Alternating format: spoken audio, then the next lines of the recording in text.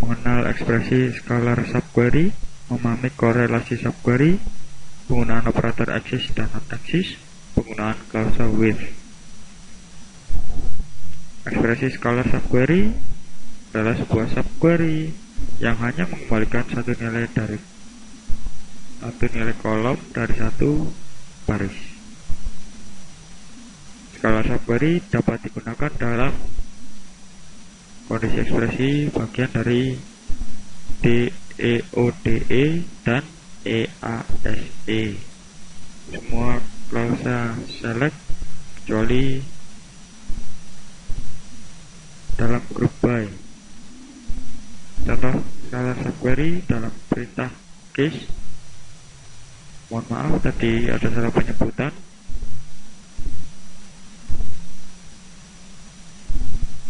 Contoh scalar subquery dalam klausa order by. Berikutnya adalah korelasi subquery digunakan untuk pemrosesan baris per baris, row by row. Tiap subquery dieksekusi sekali untuk setiap row baris dari outer query. Prosesnya adalah sebagai berikut.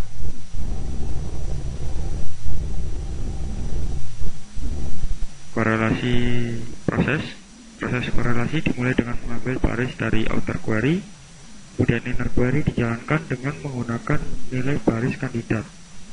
Kemudian nilai dari inner query digunakan untuk melakukan kualifikasi atau mendiskualifikasi baris kandidat.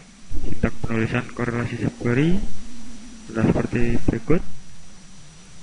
Sintaks di atas subquery mereferee suatu kolom dari sebuah tabel dalam parent atau outer query. Contoh penggunaan korelasi subquery untuk mendapatkan data semua pegawai dengan memiliki gaji yang lebih dari rata-rata gaji pada departemen ia bekerja. Nah, ini contohnya salary, di mana salary-nya lebih besar, lalu digunakanlah subquery. Menampilkan detail pegawai yang berganti job sedikitnya lebih dari 2 kali. Dimana contohnya adalah 2 kurang dari sama dengan, lalu diberi subquery. Korelasi subquery juga dapat digunakan untuk mengupdate baris pada tabel berdasarkan pada baris dari tabel yang lain. Korelasi seperti itu dinamakan dengan korelasi update.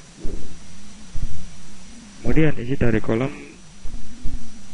nama departemen yang didapatkan dari tabel departemen dengan menggunakan korelasi. Korelasi subquery juga dapat digunakan untuk menghapus baris pada suatu tabel berdasarkan pada baris tabel yang lain. Korelasi seperti itu dinamakan dengan korelasi delete. Ini adalah operator axis dan non-axis.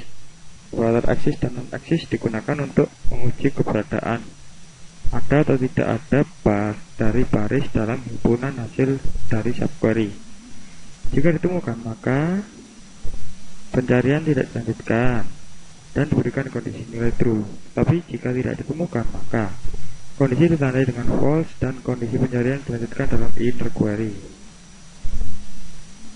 Seperti ini contoh penggunaan operator axis untuk mencari pegawai yang memiliki nilai sedikitnya 1 orang bawahan. Berikut ini contoh penggunaan operator non-axis maksud saya. Penggunaan klausa with. Dengan menggunakan klausa with, kita dapat menggunakan block query yang sama dalam statement select. Pada saat terjadi lebih dari sekali dalam kompleks query, klausa with mendapatkan hasil dari block query yang penyimpanannya dalam tabel space temporer kepunyaan user. Klausa with dapat meningkatkan performansi. Seperti ini contoh penggunaan klausa with.